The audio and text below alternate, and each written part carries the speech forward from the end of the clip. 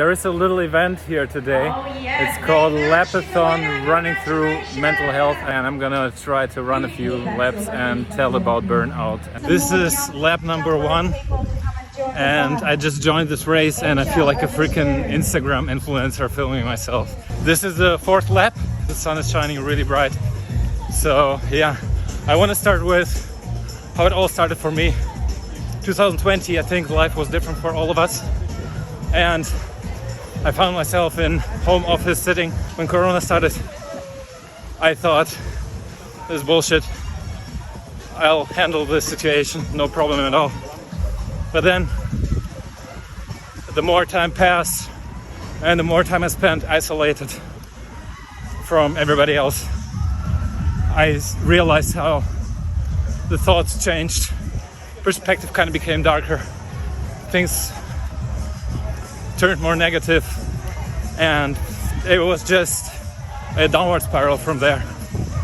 I didn't want to accept that I was kind of developing backwards or not having the progress that I wanted in job and in career and in life in general, and I was fighting against it.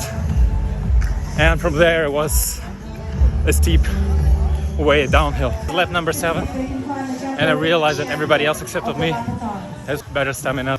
But yeah, that's okay. Let's go! Let's go! See, everybody's motivating here. To continue in the story, I found myself in a place that kind of was so unfamiliar, and that the problems I was facing then, I didn't know how to solve them, because everything that I did until then, I could see everything positive in it. Every closed door means an open door somewhere else. Everything becomes better when you look at life from a positive perspective. But then I couldn't do that anymore.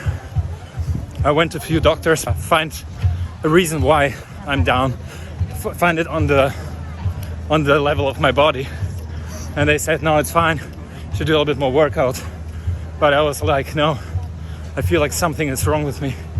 I had lung pains and expected the very worst. Went to the doctor and he said, no, it's all good. That didn't satisfy me.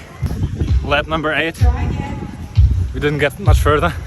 And then I realized I'm in this hole where I just cannot get out of it by myself. And that scared me. So I went to the therapist and had the expectation he would tell me a few tricks, how to get energy back, how to not fight against this resistance. What happened with the therapist was that he showed me why I was building up the resistance in the first place. And that was so much deeper than everything that I've been expecting so far. So what I'm trying to say is, you go to therapy because you want to have the energy back to handle your day-to-day life. And then you realize how deep things go. And then you start to question yourself, how could I end up in this life that is not mine at all? And yeah, looking back, that's a wonderful experience. That's a great learning. But it has some definitely very difficult challenges on the way. And sometimes you need to look in the mirror on such a deep level that you get scared of yourself. And we shouldn't glorify these things. These things are ugly truth the way they are. And we shouldn't make it look like it's sexy or something. All right, this is lap number 14. I had to walk 1 or 2 laps because I'm running out of energy. Yeah, if you ask me, you can definitely lose yourself in this journey, and you can go too deep in rediscovering yourself. Lap number, I don't know, I forgot. I lost track already. I had to put some lotion on my face because the sun here isn't quite strong. This is just the inner work, so to speak. And now I want to talk about the outside factors. What about working out, gym, jogging? There were days in my journey where I did not see the point of setting one step out of the door, or sometimes not even leaving the bed. If you are in this situation, then going for a jog seems so far away for you, because you have the feeling that you're fighting for your life. Why do you need such a minor improvement of your health in jogging? That just doesn't make sense.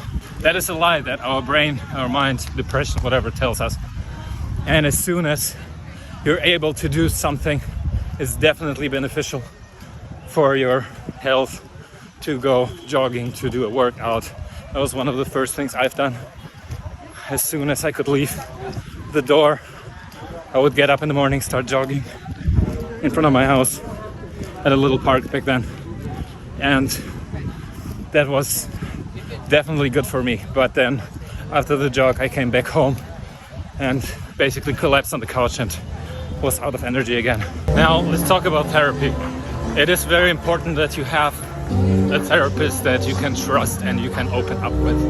Someone who you feel comfortable with and can get to the point where you are vulnerable. Otherwise, there is little to no effect when you go to therapy and close yourself up. Depends on the country where you live in. Sometimes the therapy is paid by health insurance. In Germany that is the case, but it's very difficult to find the proper therapist, so I had to find one on my own.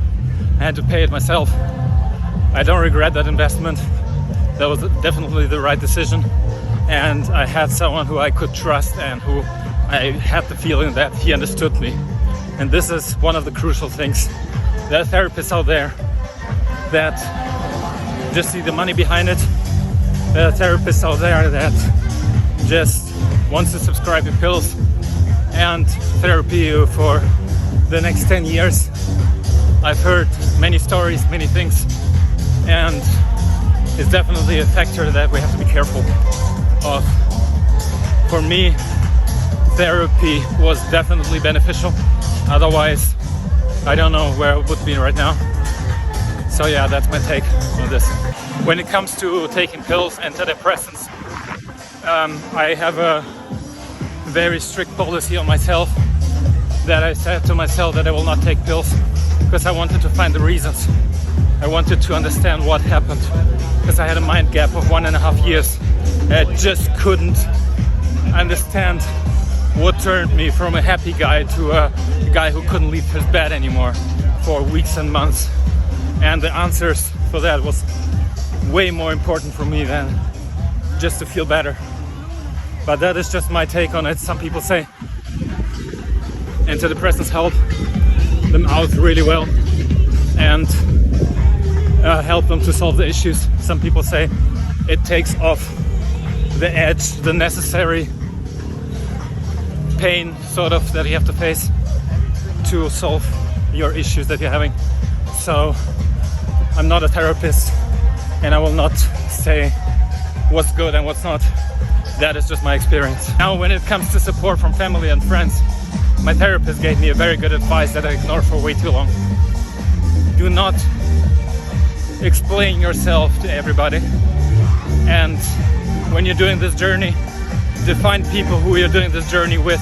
And the reason why this is so important is when you're going through that process, you don't know what you're going through.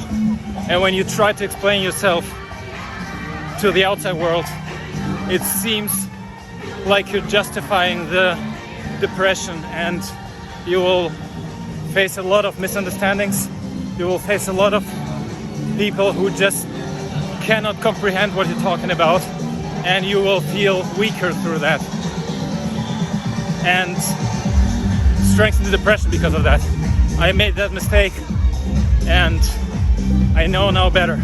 Things became a little bit more difficult and I had to slow down, I had to walk the past laps. Just wanted to say that was my story and I can only speak from my own experience. Everybody has their own life situation and whatever. So don't take my advice for granted, don't take my advice as a blueprint. It's just how I experience things. I made a lot of mistakes on that path that I learned from, that I would have done differently now. I really hope that you find this useful for your journey and see that you're not alone on this, that some people have been going through the same shit that you're going through and survived and made it to the other end and came out stronger than they expected. Thank you for watching this and joining me on that run. Check out my YouTube channel, there I post a full video, and take care.